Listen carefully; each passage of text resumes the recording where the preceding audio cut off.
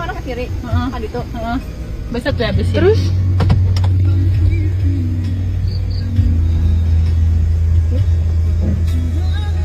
sangat challenging. Iya di mana?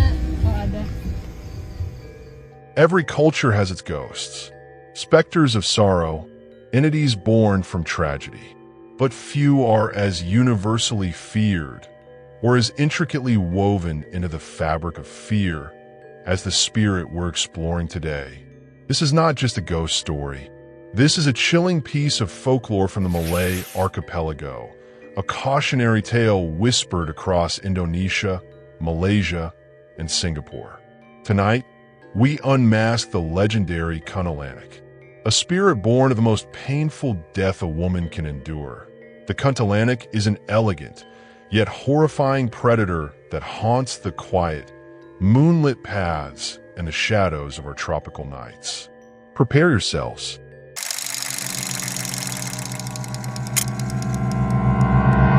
To understand the terror of the Kuntilanak, we must first understand her genesis. The lore is clear. She is the vengeful spirit of a woman who died during or shortly after childbirth, often tragically or sometimes during pregnancy. Her death was unnatural, her transition into the afterlife incomplete, leaving her consumed by rage and sorrow. This pain fuels her eternal hunting, but her true form is rarely what you see. The Kuntilanak is a master of disguise.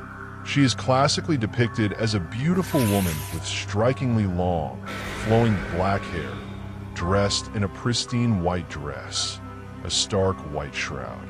However, look closely.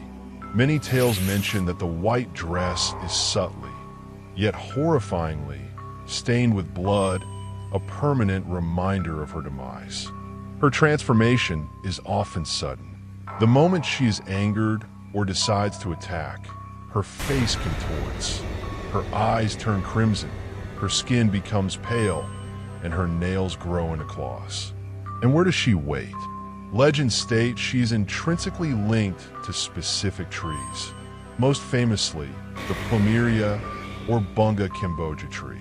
These trees, common across the region, are said to be her resting place, the eerie, sweet scent of their flowers a precursor to her arrival.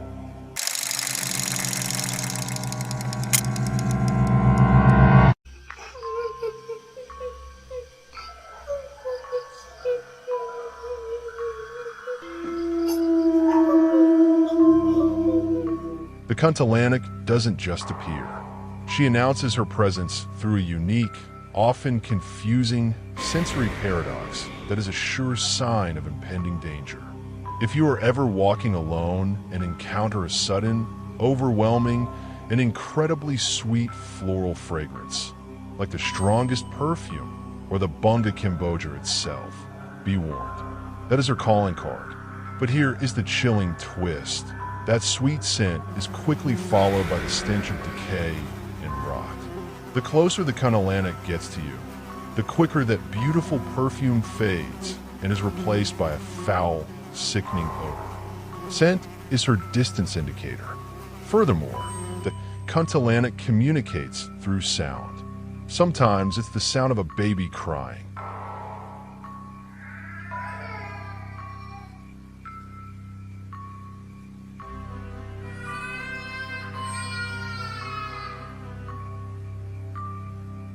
This is one of the most deceptive cues. If the cry sounds loud and near, it means the Kuntilanak is actually far away. But if the cry is faint, muffled, and distant sounding, she is right behind you. Her true voice, however, is a chilling, mocking, high-pitched laughter, the sikikikan, which is often the last sound her victims hear.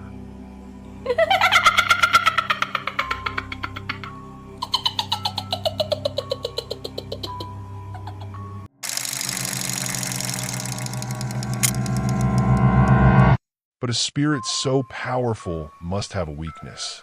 And the Kuntilanak's vulnerability is incredibly specific, a fascinating blend of magic and mundane. The key lies in her true, hidden feature, a small, sharp hole, or sometimes an eye, located on the back of her neck. This is said to be the source of her supernatural power and her ability to sustain her vengeful form.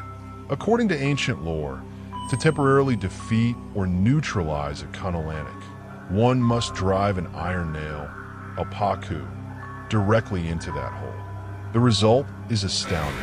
Folklore claims that this action immediately removes her powers, turns her into a normal, submissive human woman, and makes her an essentially captive, yet beautiful, wife. This transformation lasts as long as the iron nail remains lodged in her neck. Remove the nail, and her terrifying, vengeful spirit returns instantly. Her victims, primarily, are men whom she lures into secluded spots. But her deepest rage is reserved for pregnant women.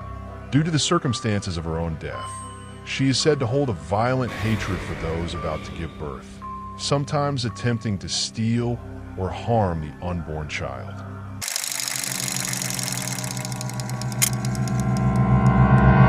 The Kuntilanak is more than just a ghost story. She is a cultural phenomenon. Her legend has been immortalized in countless films, books, and media across Southeast Asia, making her the region's equivalent of the Western Banshee or White Lady. These stories serve not only to terrify, but to enforce societal norms and caution against wandering alone at night. She is a reminder that beauty can be a mask, and the greatest sorrows can spawn the greatest evil. Whether you believe in the supernatural or not, the Kuntilanak's legend continues to thrive, proving that the human fear of tragedy and the unknown will forever give life to the spirits of the night.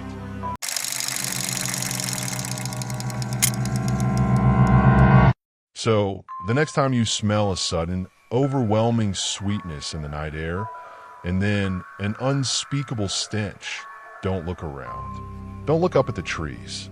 Just walk away. What are your thoughts on the Kuntilanak? Have you heard other tales of her in your area? Let us know in the comments below. If you enjoyed this dive into Indonesian folklore, please like this video, subscribe for more deep dives into global legends, and hit the bell icon so you don't miss our next video. Until next time, stay safe and avoid the Bunga Kamboja at night.